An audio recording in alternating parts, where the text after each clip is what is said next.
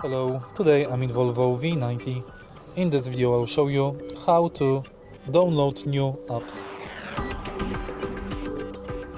At the beginning, make sure that your car is connected to Wi-Fi or the car's Wi-Fi is enabled. In order to use car Wi-Fi, you have to buy subscription. Next, take a look at the screen display. Here is the indicator of Wi-Fi. When the Wi-Fi is enabled, go to Download Center, Application Updates, and the new apps. Here is the list of available apps. To install them, select Install.